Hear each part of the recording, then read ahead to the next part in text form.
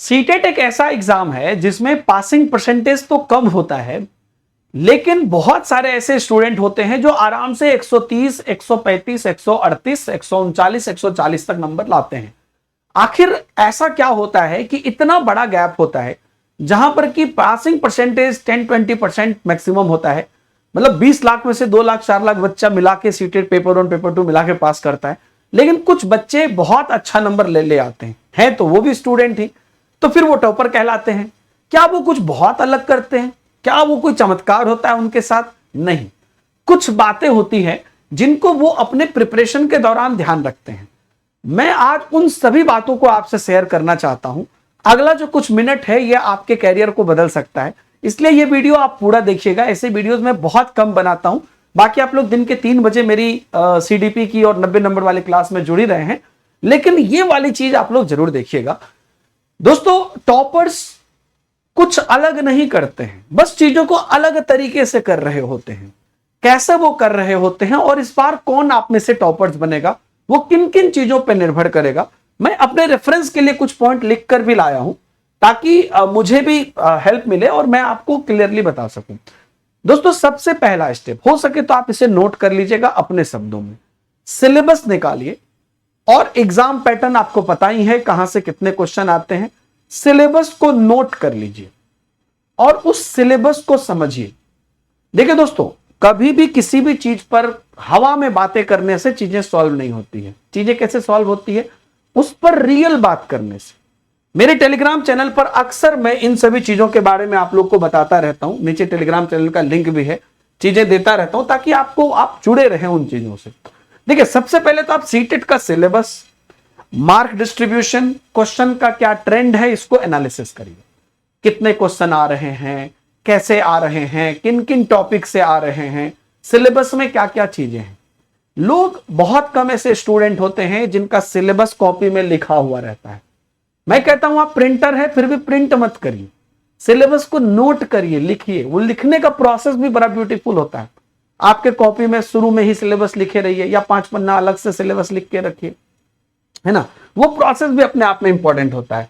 अब उसमें आप देखिए हाई वेटेज किसका है, मैं आपको दिखा दूंगा। अभी सिलेबस में सीडीपी की ही बात करें, प्याजे, कोहलबर्ग एंड वाइगोत्स्की एक लाइन में लिखा रहता है, लेकिन इन तीनों मिला के कम से कम 5 से 6 क्वेश्चन आता है। डायरेक्ट, इनडायरेक्ट तो कितना 2-3 और आता होगा।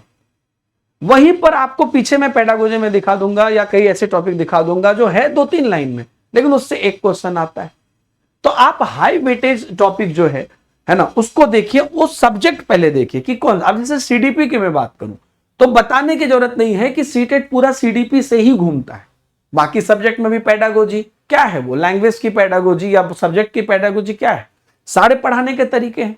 सब चीज आप सीडीपी में भी पढ़ते हैं, वहां भी पढ़ते हैं। इसलिए तो हम 90 नंबर की तैयारी कराते हैं। क्यों? 30 नंबर के सीडीपी, बाकी के जो आपके सब्जेक्ट की पेडागोजी है वो टोटल आपका 60 मार्क्स का होता है, सारा सब्जेक्ट मिला के। तो ऐसे ही 90 नंबर हो गया।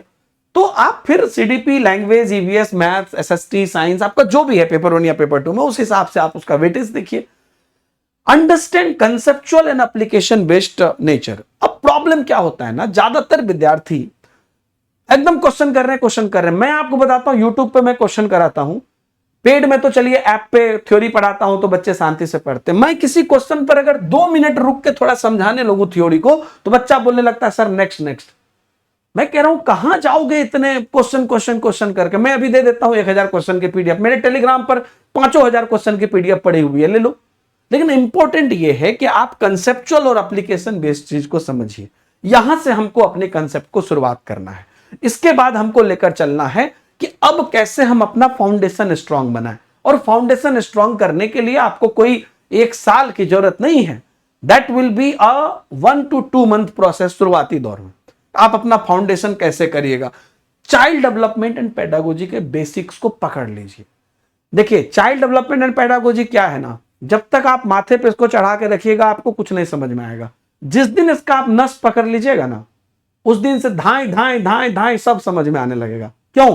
क्योंकि ये इतना प्रैक्टिकल चीज है कि इसमें कुछ ही चीजें आपको याद रखनी है, बाकी सब चीजें सिचुएशनल होती है ना। अब जैसे प्याजे, वाइगोत्स्की, कोहलबर्ग इत्यादि की जो थ्योरी है, जहां से क्वेश्चन आते हैं, वो सब चीजों को आपको बेसिक से ध्यान में रखना है। मैं अपने क्लासेस में, थ्योरी में, मेरे बुक्स में, मेरे ई बुक्स में, आप देखिए हर जगह मैं इन चीजों को फोकस करता हूं। रही बात आपके बाकी सब्जेक्ट्स की, तो एनसीईआरटी को आपको अच्छे से देखना है, रेस्पेक्टिवली 1 to 5 या 6 to 8 के लिए जो उसकी एनसीईआरटी है उसको आप अपना बेस मटेरियल बनाइए। मैं खुद कह रहा हूं कितना भी दुनिया आगे बढ़ जाए, पीडीएफ आ जाए, एनसीईआरटी को अपना बेस बनाइए। उसके साथ साथ प्रैक्टिस, पीवाईपी और मॉक टेस्ट से आपका दो चीज बड़ा पैरेलल चलता है। एक तो हमारी कंसेप्ट है जो फाउंडेशन हम अपना तैयार कर रहे हैं, दूसरा कि हम प्रीवियस ईयर कर रहे हैं। प्रीवियस ईयर करना अपने आप में एक कॉन्फिडेंस देता है कि हमें कैसे क्वेश्चंस पूछे गए हैं, क्या हम अगर उस दिन बैठते तो निकाल पाते कि नहीं निकाल पाते। और साथ में जो बाकी आपको क्वेश्चन है, मॉक टेस्ट है जो हम लोग कराते हैं आपको, ये सब चीजें नए क्वेश्चन है, लेकिन प्रीवियस ईयर के अलावा ये जो उस स्तर के क्वेश्चन है ये आपसे बन रहे हैं कि नहीं बन रहे हैं, इसको बनाइए। और मैं देखता हूं कि जहां काम भारी देता हूं बच्चा छोड़ देता है। होता क्या है, आप टेस्ट सीरीज देते हैं, मॉक टेस्ट देते हैं, या मेरे ही क्लास में आप आते हैं, आप क्वेश्चन देखें, टिक मारे, सही हुआ ठीक है, गलत हुआ अच्छा ये सही होगा, समझ गए, काम खत्म। एक्चुअल काम इसके बाद शुरू होता है। क्यों गलत हुआ, क्यों सही हुआ, गलत हुआ तो वहां पे क्या प्रॉब्लम था, कंसेप्ट नहीं आता था या हमको पता नहीं था, क्या क्या प्रॉब्लम हुई, उसको आप एनालाइज करिए, मिस्टेक को नोट करिए। दोबारा जीवन में कभी वो गलती नहीं होना चाहिए। गलती होना पहली बार में खुशी की बात है कि हमको नहीं पता था, आज हमको ये तो पता चल गया कि ये हमको नहीं आता है, लेकिन दोबारा वो गलती होना वो हमारी सबसे बड़ी फेल्योर है। किसी टॉपिक की या किसी तरह के क्वेश्चन की फर्स्ट टाइम गलती पर सेलिब्रेट करिए, लेकिन मेक श्योर कि वो अगली बार ना हो। टाइम मैनेजमेंट और रिवीजन मैनेजमेंट बहुत हार्ड वर्किंग नहीं करना है, आपको स्मॉल फोकस सेशन करना है। आप देखिएगा, मैं 40 मिनट से ज्यादा कभी नहीं पढ़ाता हूं, अवॉइड करता हूं उससे ज्यादा पढ़ाने में। मजबूरी है, कुछ है, मैराथन है तो अलग बात है। तो आप पढ़ाई अपनी भी ना एकदम से लेंदी लेके बैठ जाइएगा तो किताब सामने में रहेगा, दिमाग ब्लैंक रहेगा, ऐसा ही रहता है। तो आप एकदम छोटे छोटे ब्रेक्स में बांटिए, और वीकली, वीकेंड में, संडे को, सैटरडे को बांट लीजिए कि पूरे वीक का रिवाइज करना है ना। और लास्ट मिनट आप चीजों को करने के लिए एक छोटी सी पतली से शॉर्ट नोट्स बनाइए, किसी भी चीज के टॉपिक के लिए, सब्जेक्ट के लिए एक एक करके बना लीजिए, और जो लास्ट मिनट प्रिपरेशन के लिए है उसको हमेशा देखते रहिए, और वो आपको एग्जाम के दिन भी काम आएगा। मिनी रिवीजन आप करते रहिए अपने हिसाब से, कहिए अपना आप ब्रांड है, स्मॉल स्मॉल रिवीजन करिए। अच्छा आज इतना रिवीजन कर लेते हैं, टाइम देखिए, बैठिए, इतना करना है, उठ जाना है, ऐसे करके। Identify and improve weak areas. आपसे ज्यादा आपके बारे में दुनिया में कोई नहीं जानता है, तो आप देखिए आपका वीक एरियाज कौन है, कौन सा है, उस पर काम करिए। जैसे कि मुझे कई बार बच्चे बोलते हैं कि सर सीडीपी में ना कोहलबर्ग के क्वेश्चन ट्विस्टेड आते हैं, उस पर प्रैक्टिस ज्यादा करिए। कई बार क्या होता है कि थ्योरी तो क्लियर है लेकिन प्रैक्टिस करेंगे तब होगा। कई बार प्रैक्टिस से ज्यादा थ्योरी समझना है, तो आप वो देखिए कि इसके बावजूद भी आपको कौन सा एरिया आपको किस तरह से लेकर चलना है। स्टे कंसिस्टेंट एंड डिसिप्लिन, ये बहुत जरूरी है दोस्तों। पहली बात तो रियलिस्टिक टाइम टेबल बनाना है, मतलब कि मैं वो चीज ना बोल दूं जो मैं कर ही ना पाऊं। रियलिस्टिक बनाइए, जो कर सकते हैं। अपने आप को बहुत ज्यादा टॉर्चर करने की जरूरत नहीं है, तरीके से पढ़िए लेकिन उसको कंसिस्टेंट रखिए। मैं चाहूं कि एक हफ्ता 10 दिन ना पढ़ाऊं और मैं एक दिन में आपको पूरी पढ़ा दूंगा तो होगा। मेरी संडे मंडे ऑफ होती है और मंडे नॉर्मली मैं क्लास नहीं लेता हूं, लेकिन अब मैंने आपको बोला ना कि अब आपको सिर्फ संडे मिलेगा रिवीजन के लिए। मंडे टू फ्राइडे में क्लास लेता हूं, सैटरडे को मॉक टेस्ट लेता हूं, यूट्यूब पे भी पेड में जो होती है वो तो होती ही है। तो आपको रियलिस्टिक टाइम टेबल फॉलो करना है। आप करिए, प्रीफर करिए study, daily study over long unplanned session. आप देखिए, आप क्या करिए, हमेशा जो है डेली स्टडी करने की कोशिश करिए, है ना, और लॉन्ग अनप्लान्ड सेशन नहीं करिए, है ना। इसके ऊपर आप डेली एक स्टडी प्लान बनाइए कि इतना हमको आज कर लेना है। बैठे हैं, कब तक बैठेंगे पता नहीं, ऐसा नहीं होना चाहिए। अपना प्रोग्रेस देखिए, हम क्या किए, हम कहां पहुंचे। और सबसे इंपॉर्टेंट है स्टडी मटेरियल। आप किस टीचर से पढ़ रहे हैं, आप कौन सा मटेरियल यूज कर रहे हैं। ऐसा ना हो कि आपकी एनर्जी वेस्ट चली जाए। तो आप सबसे पहले तो एनसीईआरटी को फॉलो करिए। सीटेट की ऑफिशियल पेपर सीटेट की ऑफिशियल वेबसाइट पर मिल जाएगी, कहीं पे भी आपको मिल जाएगी। बहुत सारा बुक्स मैं देखता हूं अभी कोई फेसबुक पर डाल दिया, जिसको सीटेट का मटेरियल चाहिए अपना नंबर यहां पे दीजिए, भर के लोग नंबर दिया रहता है। एक एक टेलीग्राम में 1,000 पीडीएफ रहता है, आपके मोबाइल में 10,000 पीडीएफ भी होगा, कितना पढ़ते हो?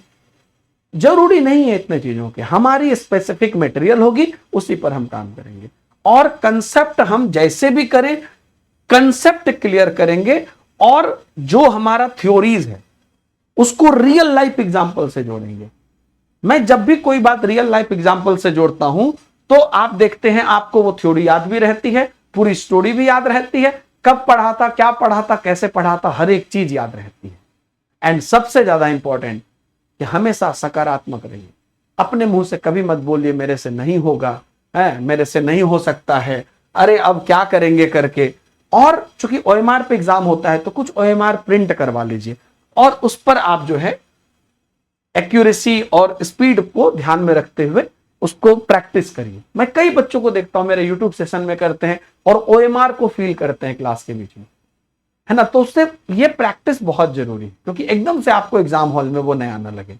एंड ओवरऑल मैं कहना चाहूंगा कि कंसेप्ट की क्लैरिटी रखिए, प्रैक्टिस रखिए और स्ट्रैटेजी स्मार्ट रखिए। मैंने इतने देर में यही 3 चीजों पे बात की और यही एक 3 रीजन है जिससे कि बच्चे एकदम धुआंधार तरीके से अपनी सक्सेस पा लेते हैं।